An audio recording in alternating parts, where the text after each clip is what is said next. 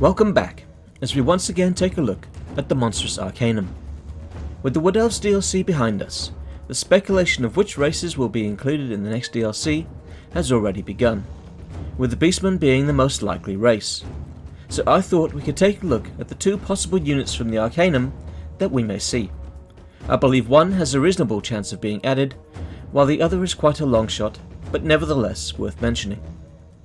The first beast, and most likely of the two, is the Praeton. Often found stalking the forests of Bretonnia, Praetons are savage beasts, renowned for their ferocity. A sighting of such a beast often draws knights from the region, seeking to slay the beast and prove their valour. For many this is a foolish endeavour, as hunting and slaying a Praeton is no small feat, and only the most skilled and cunning of knights can hope to succeed. While creatures of chaos, the head of a Praeton somewhat resembles a majestic great stag from a distance. Upon closer inspection, though, there is no doubt that they are purely evil, with a malevolent cunning that will lure their victims deep into the forest before springing their ambush.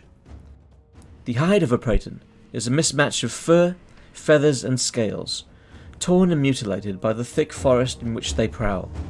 Their form resembles several creatures, with the head of the stag, large feline-like paws, and monstrous wings like that of an eagle, and though not graceful, they are capable of flight. Legend has it that unlike most beasts, Praetons kill for sport, and not out of need for food. This makes them all the more dangerous, and best to avoid.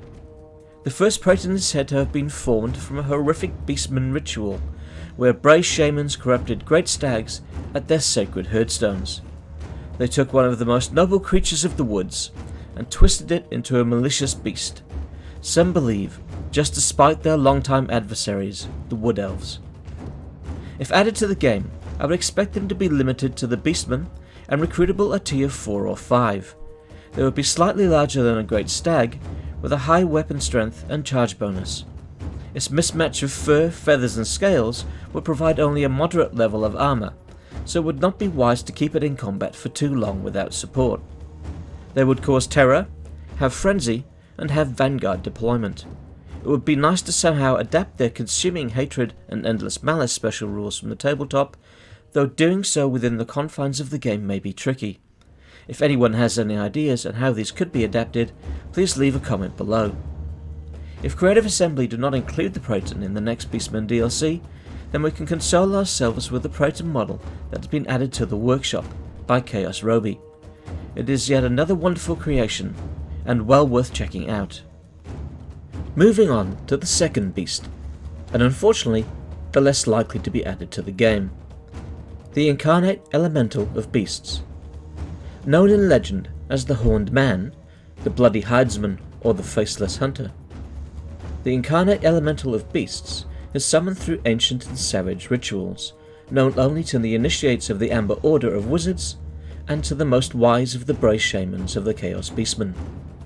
Towering over any man, the half-human abomination embodies the ferocity and merciless hunger of the most deadly beasts of the old world. Unnaturally swift-moving, it bounds through even the densest wood or deepest swamp, running down its prey with no thought of mercy, only the need to satiate its hunger. The sight of the beast when feeding is truly terrifying, as it rends its prey in a frenzy of unrestrained bloodlust that turns the stomach and grips the soul. If you hear an otherworldly howl in the wilds, then be on your guard, for the beast may be close by. Implementing the various Incarnate Elemental of Beasts could be done as a summon on the battlefield for Bray Shamans or members of the Amber Order, but I would propose the beast is instead summoned on the campaign map and only by the Beastmen, in a ritual performed at the herdstones. The ritual would require some new resource to be gathered, and would also require a Bray Shaman of a certain level.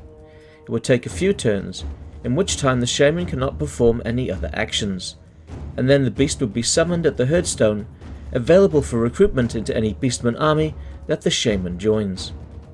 The beast would be bound to the Shaman, and would degrade over time, and if the Shaman were killed in battle, the beast would also fall. The mechanic could be designed so that the more powerful the Shaman that performs the summoning ritual, the stronger the beast, and the more turns it lasts before it fully degrades.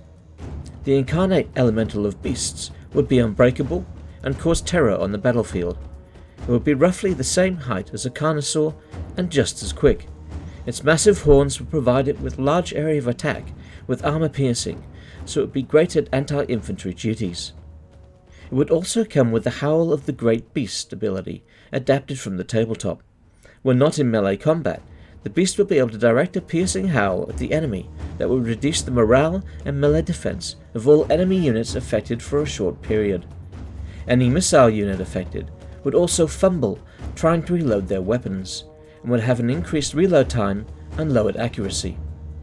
Whilst a long shot, I would love to see some of the incarnate elementals added to the game, and I think the incarnate elemental of beasts would make most sense to do so, especially if tied into a campaign mechanic that makes them a rare unit that the player has to work towards. What do you think of the idea of adding the incarnate elemental of beasts into the game? Let me know in the comments section below.